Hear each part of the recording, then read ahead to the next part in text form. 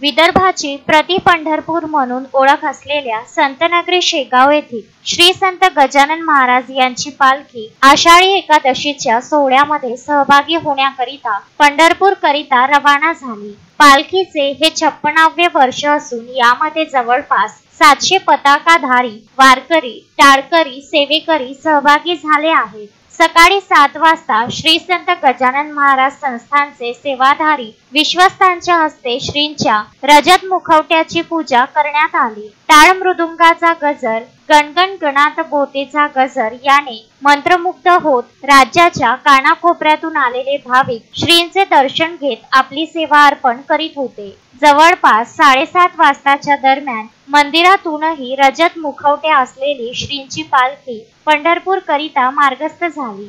जवळपास 33 दिवसांमध्ये 700 किलोमीटरचा पायदळ प्रवास गाठत पंढरपूरला ही पालखी पोहोचणार आहे। पालखीच्या मार्गावर अनेक ठिकाणी मोठ्या श्रद्धेने भाविक श्रींच्या पालखींची सेवा करत असतात व जागोजागी पालखीचे मोठ्या उत्साहात स्वागत होत असते। काही दिवसातच पंढरपूरची एकादशी येणार आहे आणि त्या एकादशीकरता विदर्भाचा राजा संत श्रेष्ठ गजानन महाराज यांची पालखी आज पंढरपूरकरता प्रस्थान करीत आहे।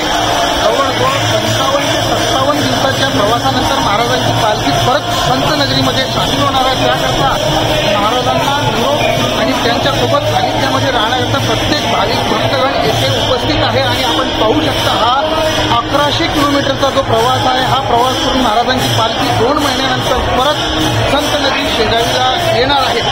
त्याकरता प्रत्येक भक्त आता महाराजांच्या सोबत महाराजांच्या चरणी नतमस्तक होण्याकरता येथे आलेला आहे। संपूर्ण राज्यात श्री संत गजानन महाराज संस्थानची पालखी आपली शिस्त, स्वच्छता याकरिता एक वेगळे उदाहरण ठेवत असते। अत्यंत नम्रतेने प्रत्येक सेवेकरी पालखीत सहभागी झालेले वारकरी जय गजानन माऊली, श्री गजानन माऊली चालत पंढरपूर पर्यंत पोहोचत असते। ऊन, वारा, पाऊस याची कोणतीही तमा न बाळगता हे आषाढी एकादशीच्या मुख्य सोहळ्यामध्ये सहभागी होत असतात।